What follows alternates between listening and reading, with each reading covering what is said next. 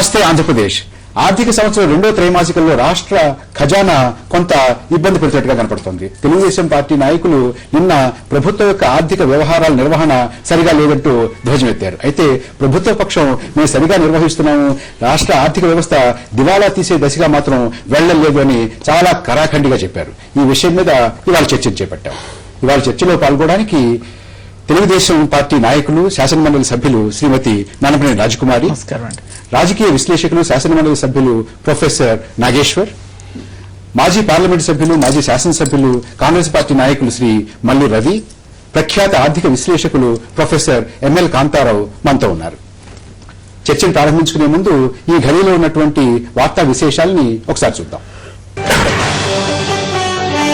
జగన్ కోసం ఇడుపులపాయ జనసంద్రం.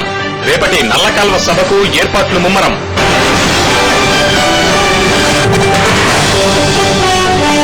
చంద్రబాబుకు భద్రత మరింత పెంపు. కేంద్ర హోంశాఖ ఆదేశాలతో అలర్ట్.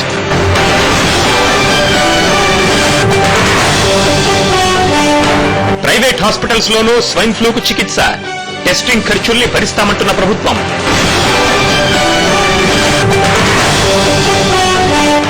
ఏసీబీ వలలో జీహెచ్ఎంసీ ఇంజనీర్. 25 కోట్ల ఆస్తుల గుర్తింపు.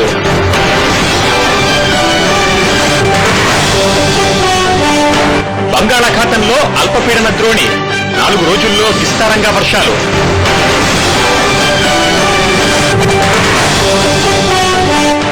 G20 సమావేశ వేదికకు చేరిన మన్మోహన్, ఒబామాతో ఎస్ఎం కృష్ణ మంత్రాంగం.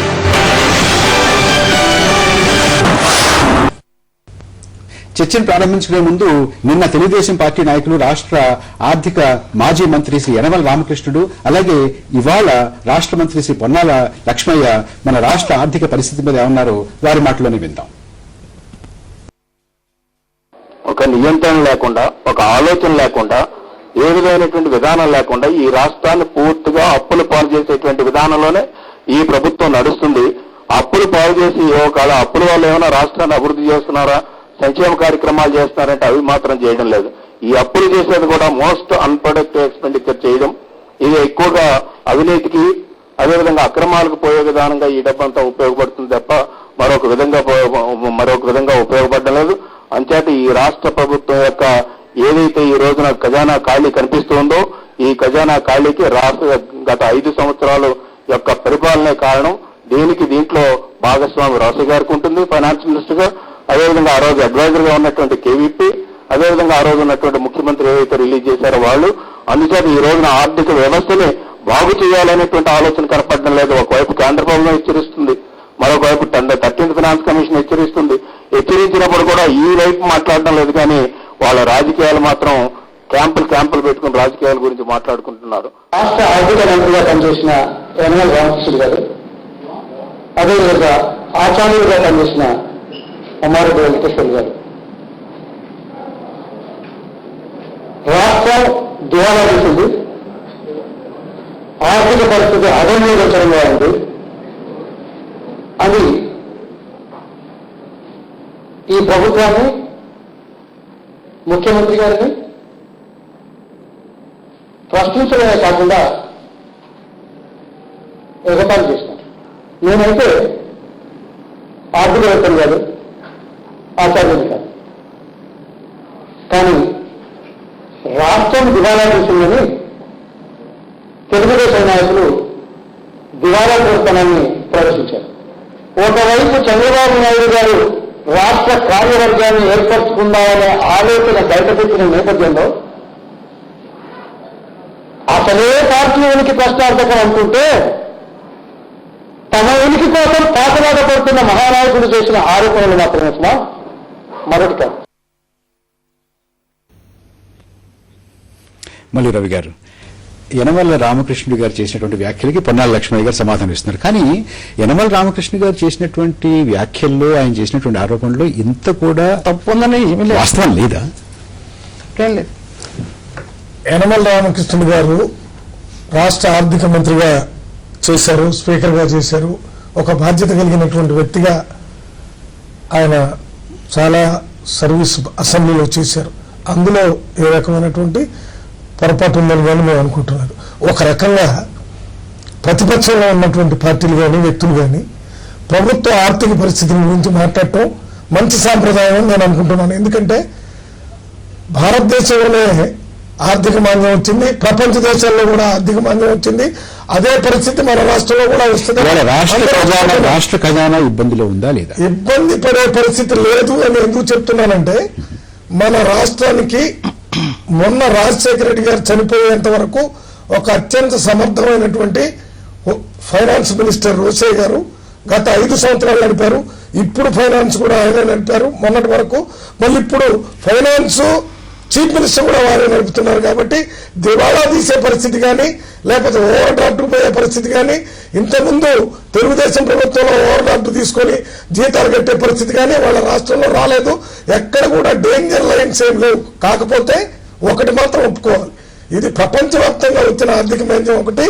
ఇవాళ మనం పెట్టినటువంటి ఈ ఫైనాన్స్ బిల్లులో మనం కొంత చూపించాం, భూములు అమ్మటం ద్వారా కొంత బడ్జెట్ వస్తుంది అనుకున్నాం. అది అమ్మటం కానీ రావటం కానీ జరగలేదు. అదే రకంగా రెవెన్యూ కలెక్షన్ అంటే ట్యాక్సేషన్, అది ఏ రకమైన వచ్చిన ట్యాక్సేషన్ కూడా అనుకున్నంత తిరిగి రావటం లేదనేది నిజం. కానీ ఆర్థిక పరిస్థితిని ముందుగా ఆలోచించి కలవర పెట్టేదిగా లేదంటారా?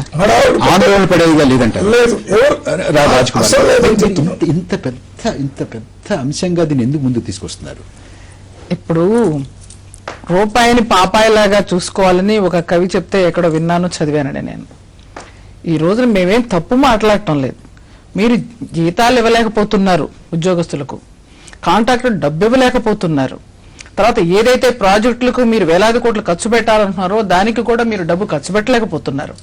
తర్వాత మొన్న జరిగినటువంటి బడ్జెట్ సమావేశాల్లో మేమంతా ఇక్కడ ఉన్నాం, వారు కౌన్సిల్లో ఉన్న నాగేశ్వర గారు వారు కూడా చెప్తారు, బడ్జెట్ సమావేశాల్లో ఈ లోటు బడ్జెట్ గురించి, అసలు ఆర్థిక మాంద్యాన్ని గురించి మాట్లాడే అవకాశం కూడా ఇవ్వకుండా మా నోళ్ళని నొక్కి పారేశారు. ఈ రోజున పొన్నాల లక్ష్మయ్య గారు ఏమి లిక్కు పెడుతున్నారండి? ఇవాళ రవి గారు కూడా ఒప్పుకుంటున్నారు. ఇవాళ యనమల రామకృష్ణుడు గారు నాలాగా ఆవేశపడో తొందరపడో మాట్లాడే వ్యక్తి కాదు. ఆయన బాగా చదువుకున్న వ్యక్తి, ఆర్థిక మంత్రిగా చేసిన వ్యక్తి, స్పీకర్ గా చేసిన వ్యక్తి, అనుభవంతో ఎగతాళి చేశామంటారేంటండి?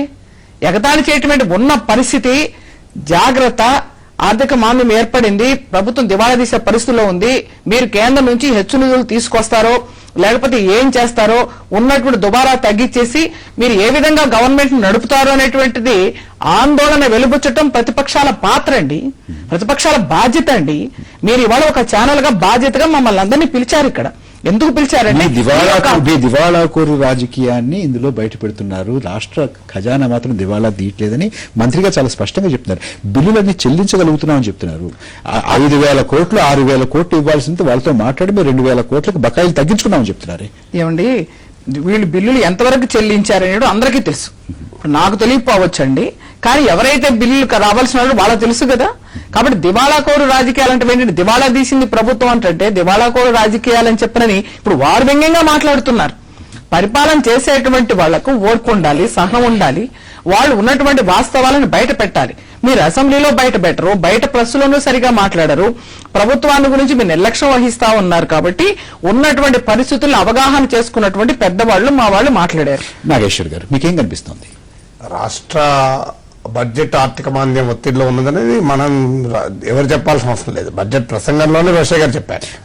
బిల్లులు చెల్లించలేకపోతున్నారు, వేతనాలు చెల్లించలేనటువంటి పరిస్థితి వస్తుంది, రోడ్లు వేయలేనటువంటి పరిస్థితి వస్తుంది, స్కాలర్షిప్లు వేయలేనటువంటి పరిస్థితి వస్తుంది. అది కొంత పాయింటల్లా ఏది ఎక్కడ ఇవ్వాలి, ఇప్పుడు సంవత్సరంలో అంతా అయ్యే వరకు తేలుతుంది. బట్ ఒకటి మాత్రం నిజం, ఇప్పుడు ఏది ఇవ్వటట్టున్నారా ఇచ్చినట్టున్నారా అని కాదు, ఇవ్వదలుచుకుంటే అన్ని ఇవ్వచ్చు, కొన్నిటిని ఆపేయచ్చు మొత్తానికి, అది సమస్య కాదు.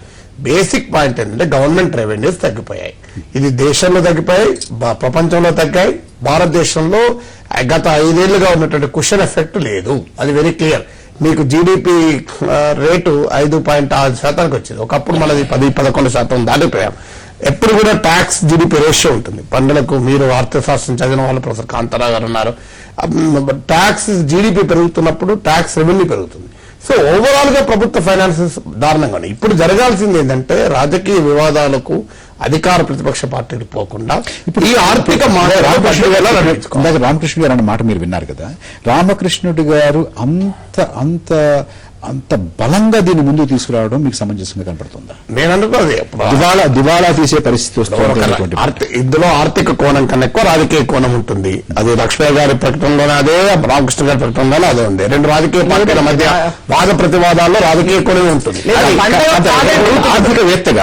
ఆర్థికవేత్తగా మీరు కాగ్ రిపోర్ట్ చూశారు, ఎకనామిక్ సర్వే చూశారు, మొన్న ఇచ్చినటువంటి బడ్జెట్ ప్రతిపాదనలు చూశారు కదా, మీకేమనిపిస్తుంది? అంటే వేస్ అండ్ మీన్స్ అడ్వాన్సెస్ ఒక్కటే కూడా ఒక సాల్వెన్సీకి చిహ్నం కాదు అనేటువంటిది మనం చాలా కాలం నుంచి చూసాం. ఓవర్ డ్రాఫ్ట్ తీసుకోవడం తీసుకోకపోవడం అనేటువంటిది ఒక ప్రతిష్టకు సంబంధించినటువంటి విషయం కావచ్చేమో, కానీ 5-6 సంవత్సరాల క్రితం చాలా రాష్ట్రాలు ఓవర్ డ్రాఫ్ట్ తీసుకుంటుండేవి. లాస్ట్ ఇయర్ కూడా, కరెంట్ ఇయర్ లో కూడా 3-4 రాష్ట్రాలు ఓవర్ డ్రాఫ్ట్ తీసుకుంటున్నాయి. ఓవర్ డ్రాఫ్ట్ తీసుకుంటారా తీసుకోరా అనేటువంటిది వాళ్ళ పొలిటికల్ డెసిషన్. కానీ మామూలుగా సాల్వెన్సీ అనేటువంటిది అదేమన్నా చిన్న సిగ్గుపడాల్సినటువంటి విషయం, అవసరం లేదు. క్యాష్ ఫ్లో మెకానిజం ఒకటి దివాళా తీసేటట్టు దిశగా వెళుతున్న దానికి చిహ్నమా? వేస్ అండ్ మీన్స్ అడ్వాన్సెస్ తీసుకోకపోయినంత మాత్రాన ఆ స్టేట్ యొక్క ఆర్థిక పరిస్థితి చాలా బాగుందని చెప్పలేము ఎక్కడా కూడా. ఎందుకంటే మన ఏ అసెట్ గానీ, బారోయింగ్ ద్వారా తీసుకునేటువంటి ఏ అసెట్ గానీ ఇన్కమ్ ఈల్డింగ్ అసెట్ గా ఉండాలి. అది కానప్పుడు అది డెడ్ వైట్ డెట్ అవుతుందే గానీ అది సెల్ఫ్ లిక్విడేటింగ్ డెట్. కాంతారావు గారు, ఇక్కడ చిన్న విరామం తీసుకుందాం. విరామం తర్వాత మరింత లోతుగా చర్చలోకి వెళ్దాం.